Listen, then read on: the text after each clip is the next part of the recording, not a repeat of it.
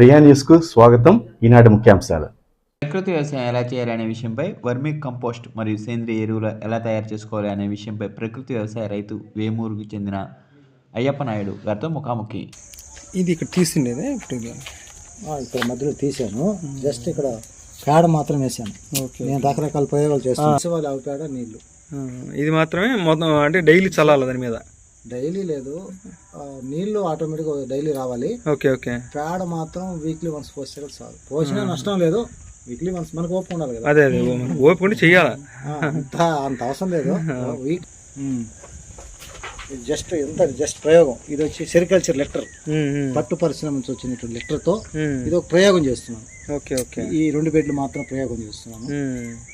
దీంట్లో ప్యాడేసి కొంత మిక్స్ చేసి కింద భూమిలో ఉన్నటువంటి నేచర్ ఎత్తుని ప్రేరణ. క్లాక్ వైజ్ ఇది రివర్స్, అది రివర్స్ గడియారం ముందు ఎడగలుగుతుంది, అది క్లాక్ వైజ్. ఎందుకంటే యాంటీ క్లాక్ వైజ్ తిప్పకూడదు. దీనికి కూడా సైన్స్ ఉంది. కరెక్ట్. ఇవన్నీ చాలా పాటించాలి.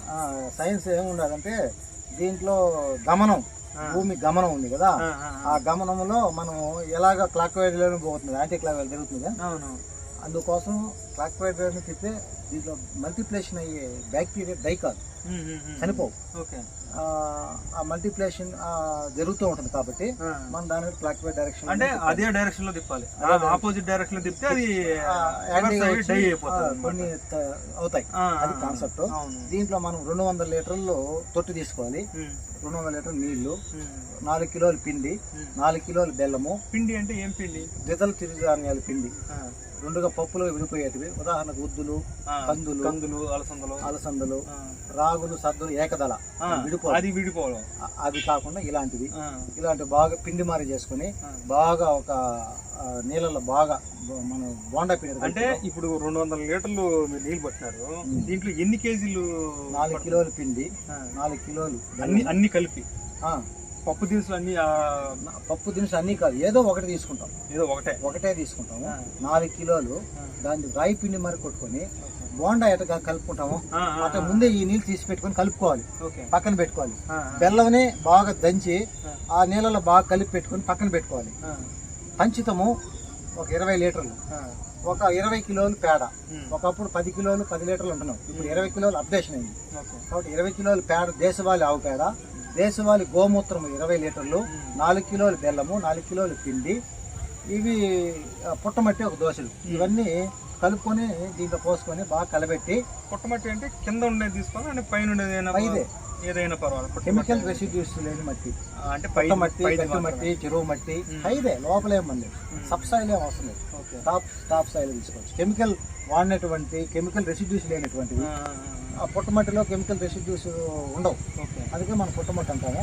గట్టి మట్టి, చెరువు మట్టి, ఇవన్నీ పేర్లు ఏదైనా తీసుకోవచ్చు. ఇవన్నీ వేసి బాగా కలిపేసి క్లాక్ వైజ్ డైరెక్షన్ తిప్పి దీనికి పైన ఒక ఎండబడకుండా, వర్షం నీళ్ళు పడకుండా ఒక పైన ఒక టాప్ అవుట్ వేసుకోవాలి. నీళ్ళు కూడా పడకూడదు. పడితే పొల్లిపోతాయి కదా, దీంట్లో బ్యాక్టీరియా డెవలప్ అవుతుంది, ఇది కోల్పోతుంది. కాబట్టి మనము ఇప్పుడు నీళ్ళు ఒక స్పూన్ వేస్తాం, కరెక్ట్గా సరిపోతుంది. దాంట్లో ఇంకా ఆ స్పూన్ ఎత్తుకుని వేసే దీంట్లో పోస్తే ఏమవుతుంది, అట్లా వర్షం నీళ్ళు పడతా ఉంటే అది ఇది కోల్పోతుంది. కాబట్టి దీనికి వర్షం మీద పడకూడదు. ఈ విధంగా చేసుకొని మనము దీన్ని క్లాక్ వైజ్ డైరెక్షన్ తిప్పి ఇదే విధంగా గన్నీ బ్యాగ్ పైన వేయాలి. ఎందుకంటే పైన వచ్చేటువంటి పడకుండా దీనిపై వేసుకోవాలి. ఒకటి దీనికి ఒక దాంతో కట్టుకోవాలి. మన పోత గాలి వాన వచ్చింది వేసుకోకుండా సేఫ్గా ముందే ప్లానింగ్ పెట్టుకొని. అంటే ఎండ కూడా పడకూడదు. ఈ విధంగా చేసుకొని రోజుకు 2 సార్లు తిప్పాలి. ఈ విధంగా 8 రోజులు తిప్పాలి. ఒకప్పుడు 3 రోజులు 4 రోజులు చెప్పాము, ఇప్పుడు అప్డేషన్లో 8 రోజులు చెప్తున్నాము. 9వ రోజు నుంచి మళ్ళీ ఒక 8 రోజుల మధ్యలో వాడుకునేయాలి. సుమారుగా 16 రోజుల మధ్యలో దీన్ని వాడుకునేయాలి. 5 రోజుల లోపల 8 రోజులకు తయారవుతుంది. 9వ రోజు నుంచి 16 రోజుల మధ్యలో దీన్ని యూజ్ చేసుకోవాలి. మన కన్వీనియంట్ బట్టి మనము దీన్ని స్ప్రే చేసుకోవడమా, డ్రిప్ ద్వారా పండించుకోవడమా, వాళ్ళ యొక్క దీని సోర్స్ని బట్టి మనం చేసుకోవాలి. దీన్ని వచ్చి మళ్ళా ఇది రోజు 8వ రోజు అనుకో, 15వ రోజు అనుకో, 15 రోజులు వాడుతున్నాం, రోజుకి ఒకసారి తిప్పాలి. తిప్పుతూ రోజు ఇదే కవరింగ్ కవర్ చేసేయాలి. అట్లే దాన్ని రొటేట్ చేస్తూ ఉండాలి. డ్రిప్ ద్వారా పంపించాలంటే ఎట్లా మీరు దానికి ట్యాంక్ కనెక్షన్ పెట్టుకుంటారా? వెంచరీ ఉంది దానికే. చూడండి, అప్పుడు జైన్ తెచ్చాను, ఇప్పుడు తెచ్చేస్తే లేదు, ఇది వెంచర్ లాగుతుంది. ఇది లాగుతుంది వెంచరి. ఇది ఆడ గేట్ వాల్ కంట్రోల్ చేశాను అనుకో, ఇది లాక్కుంటా పోతుంది. ఏ రోజు నేను డ్రిప్ ద్వారా పంపాను ఆ రోజు నేను కలబెట్టను. దీంట్లో మళ్ళీ శాండ్ ఉంది, ఇసుకుంది, ఇసుకలో ఫిల్టర్ అవుతుంది, మళ్ళీ స్క్రీన్ ఫిల్టర్ ఉంది. ఇది జైన్ది పెట్టాను, 1 yearకి సిలిండర్ వేసింది. అందుకే ఈరోజు నెటాఫిన్ తెచ్చాను. నెటాఫిన్ తెచ్చి దానికి రిమూవ్ చేసేసి పర్మనెంట్గా చేస్తున్నాను. అది 5 ఏళ్ళు 10 ఏళ్ళు అయినా ఎవరికి తినలా, 1 yearకి తినేసింది. దాన్ని తెచ్చి దాంట్లో అయితే మీకు దాని పెట్రోల్ భాగం అది 10 years అని ఏం కాలేదు. వేరే చూశాను, ఓకే అట్లా అని చెప్పి నేను మళ్ళీ దాన్ని తెచ్చాను. ఇప్పుడు అది వచ్చి శాండ్ ఫిల్టర్, ఆడొచ్చి ఇసుకలో ఏదన్నా యాక్చువల్గా ఆ రోజు కలబెట్టినప్పుడు ఫ్రీగా ఉంటుంది, ఇదేం డస్ట్ ఉండదు, అన్ని కిందకు ఉంటుంది. సాలిడ్, సెమీ సాలిడ్ నిలిచిపోయి ఉంటుంది, ఇదంతా లిక్విడ్ ఉంటుంది. సరే ఇదంతా లాగేసింది, వీడికి వచ్చేసింది. వీడికి వచ్చిన తర్వాత ఈ సెమీ సాలిడ్ ఉంటుంది కదా, దీనికి మళ్ళా ఇది ఆడికి అయిపోయిన తర్వాత మళ్ళీ వాటర్ ఇక్కడ నింపేస్తాం, మళ్ళీ ఫుల్ చేస్తాం. దీంట్లో ఓన్లీ బెల్లం మాత్రమే 4 కిలోలు వేస్తాం. అప్పుడు పిండి బెల్లము పేడ ఏది అవసరం లేదు. అప్పుడు క్లియర్ చేసేటప్పుడు ఇది అంతా వాడేసాము. వాడేసిన తర్వాత నీళ్ళే నింపుతాం. అవును, ఏ నుంచి నీళ్ళు నింపుకుంటాం. నీళ్ళు నింపి ఓన్లీ 4 కిలోలు బెల్లం వేస్తాం. బెల్లం వేసి ఇదే మరి కలబెట్టుకుంటాం. కలబెట్టి 8 రోజులు ఇదే మరి. అంటే దాంట్లో ఫస్ట్ టైం మాత్రమే పేడ, ఖచ్చితము, బెల్లము, పిండి, పుట్టమట్టి వేస్తున్నాం. రెండో టైము 7 వరకు వాడేసిన తర్వాత ఏం చేస్తున్నాం అంటే నీళ్ళు మాత్రమే నింపి బెల్లం మాత్రమే వేస్తున్నాం. పిండి, పేడ కింద ఉన్నాయి కదా, ఆల్రెడీ ఉన్నాయి కాబట్టి మళ్ళీ బెల్లం పిండి కూడా దాంట్లో ఉంటుంది. కాబట్టి ఇంక ఓన్లీ తీపి కోసం బెల్లమే కావాలి. తీపి అనేది తగ్గిపోతుంది ఎక్కువగా పడేకండి. పిండి స్వభావం అనేది ఉంటుంది, దీంట్లో సాలిడ్గా ఉంటుంది. ఆ పిండి కూడా అది పోయేటివి కాదు. వేసుకుంటాము 4 కిలోలు బెల్లం వేసుకుంటాం. బెల్లం వేసి మళ్ళీ ఇప్పుడు చెప్పాను కదా అదే మార్గాన్ని కలబెట్టుకుంటా 8 రోజులు. 8 రోజుల తర్వాత మళ్ళీ ఇదే ఈ విధంగా తయారైంది. రెండోసారి తయారైంది, ఫస్ట్ టైం కాదు, రెండోసారి తయారైంది. దీన్ని ఈ విధంగా దీన్ని మళ్ళీ అదే మార్గం తయారు చేసుకుని ఈ విధంగా 3 times తయారు చేసుకోవచ్చు. ఓకే, అంటే 1 time పేడ, పంచుతాము, బెల్లము, పిండి. ఫస్ట్ టైం పేడ, పంచుతాం, పిండి కావాల్సి వస్తుంది. సెకండ్ టైం 3 అవసరం లేదు, ఓన్లీ బెల్లం చాలు, వాటర్ నింపుకుంటే చాలు. అట్లా 2 times తీసుకోవచ్చు. పెట్టుబడి తక్కువ, ఆదాయం ఎక్కువ. సెకండ్ టైంకి పేడ ఇవన్నీ అవసరం లేదు. అదే దీని మామూలుగా ఇది జనాలకు తెలియక ఆ ఎరువులు వేస్తే బాగొస్తుంది, ఈ ఎరువులు వేస్తే బాగొస్తుంది అని చెప్పేసి ఎన్ని చేస్తున్నారు. మొత్తం అంతా కెమికల్ రహితంగానే చేస్తున్నారు, కానీ కెమికల్లే మనం తింటున్నాం. అది 100% సాయిల్లో అలాంటి రెసిడ్యూస్, సాయిల్ ఎప్పుడు చెడిపోయిందో, సాయిల్ ఎప్పుడు ఈ రెసిడ్యూస్ వచ్చాయో అది మనకు వస్తున్నది, మనసు చేసుకున్న స్వయం కృపారాధం. అవును. కాబట్టి నెక్స్ట్ ఇప్పుడు వరకు 5 ప్రళయాలు వచ్చాయి.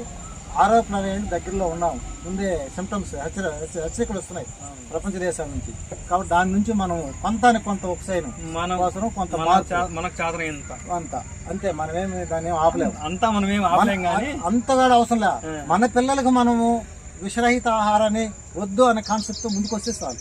ఇంకేమి అంత ప్రళయాన్ని ఆపేంత దూరం మనం పోలేం. కానీ మన పిల్లలకి మనం ఎలాంటి ఆహారం ఇస్తున్నాం, అలాంటి ఆహారాన్ని మనం నెక్స్ట్ మన పిల్లలకి అనే కాన్సెప్ట్ వెళ్తే చాలు. అది ఇవ్వకుండా పోతే చాలు. అది ఆలోచన ఉంటే చాలు, మైండ్లో ఉంటే చాలు. ప్రతి ఒక్కరిలో ఇలాంటి చూసుకొని ఉంటే ప్రతి ఒక్కరిలో మార్పు వస్తుంది. ఈ రోజు మనం చేస్తున్నటువంటి ఈ కెమికల్ ఫార్మింగ్ ని, ఆర్గానిక్ ఫార్మింగ్ గవర్నమెంట్ ఎట్లా సపోర్ట్ చేస్తుంది? గవర్నమెంట్ ఇప్పుడు చంద్రబాబు నాయుడు 2016 ప్రాజెక్ట్ తెచ్చారు, 0 బడ్జెట్ నేచురల్ ఫార్మింగ్ అని. అది ఇప్పుడు కూడా అలాగే కొనసాగుతున్నది. పేరు మార్చారు, APCNF, Andhra Pradesh community managed natural farming పేరు మార్చారు. ఎందుకంటే మండలాల్లో 1, 2, 3 పంచాయతీలు మాత్రమే తీసుకున్నారు. ఇప్పుడు కూడా ప్రోగ్రామ్ నడుస్తున్నది. అంటే ఇప్పుడు మన రూరల్ మండలానికి ఎన్ని ప్లాంట్స్ ఉన్నాయి? మరి తిరుపతి రూరల్ మండలానికి గతంలో తీసుకున్నటువంటివి 4 పంచాయతీలు. ఎక్కడెక్కడ? దుర్గసముద్రము, కేసీపేట, వేమూరు,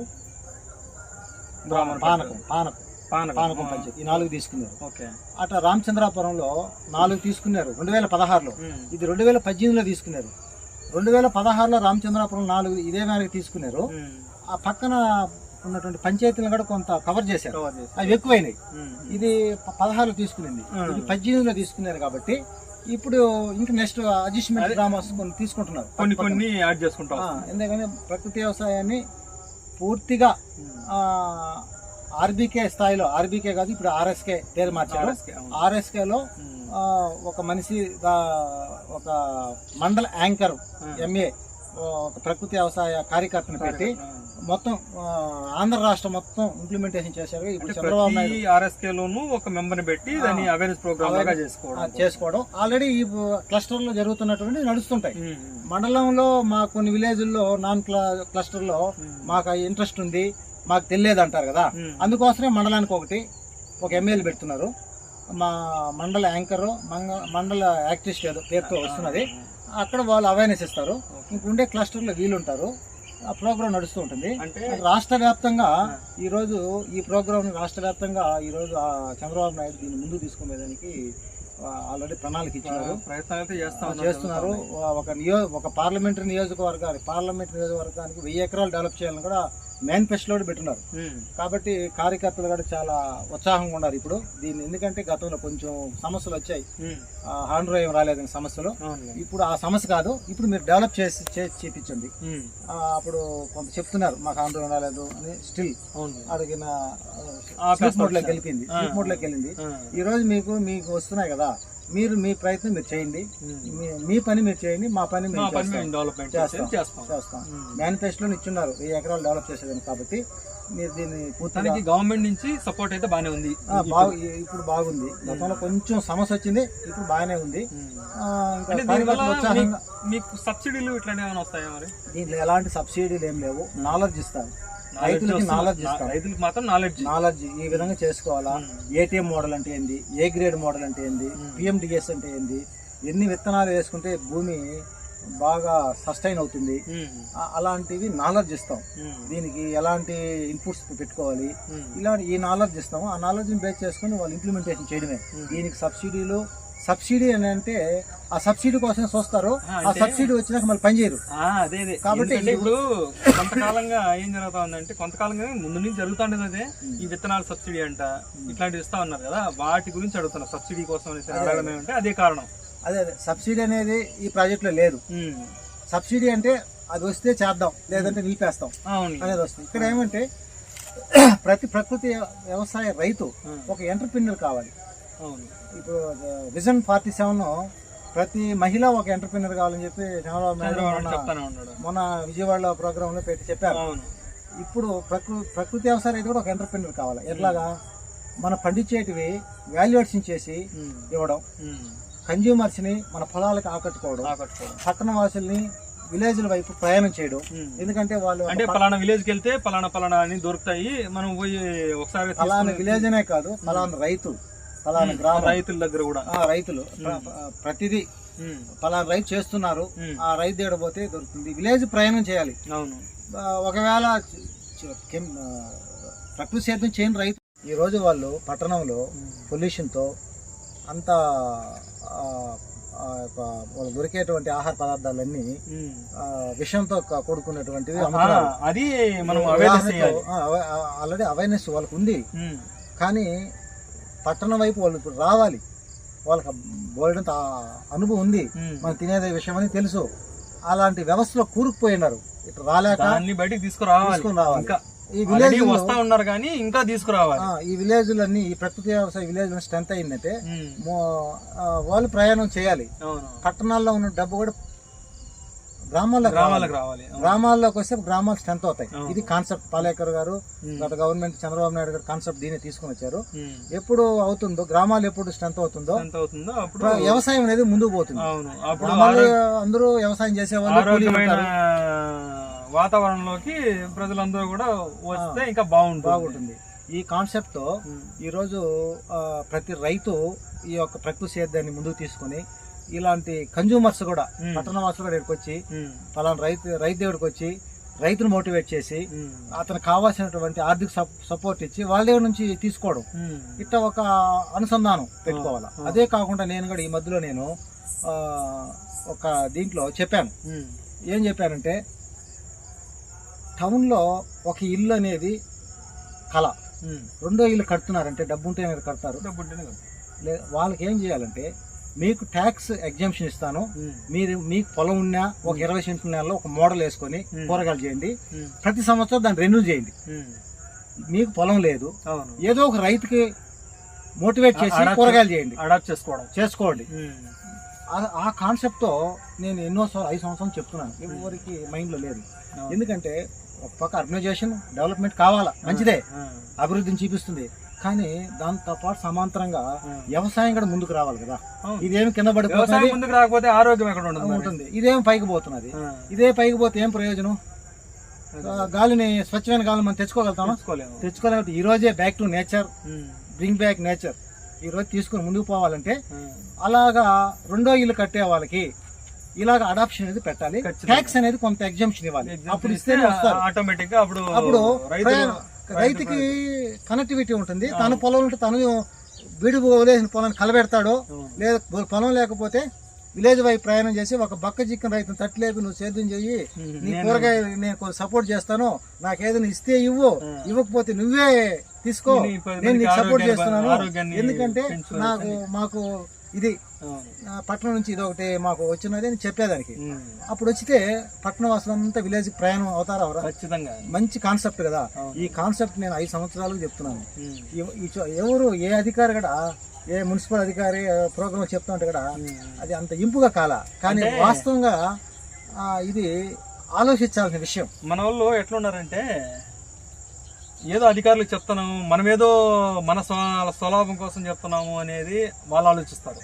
ఇట్లా మీటింగ్లో చెప్పినప్పుడు ఒక్కొక్కసారి మీలాంటి వాళ్ళు రైతులు ఉన్నారు కదా, ఈ రైతులు ఒక్కొక్కసారి కలెక్టర్ని కలవడము, లేదంటే మున్సిపల్ కమిషనర్ కలవడము, ఇంకా పై అధికారులు ఉన్నారు కదా, అట్లాంటి వాళ్ళకి ఎంపీడీఓలు, ఎంఆర్ఓలు ఇట్లాంటి వాళ్ళని మీరు ఒక అంటే రిప్రజెంటేషన్ లాగా ఇస్తే బాగుంటుంది కదా.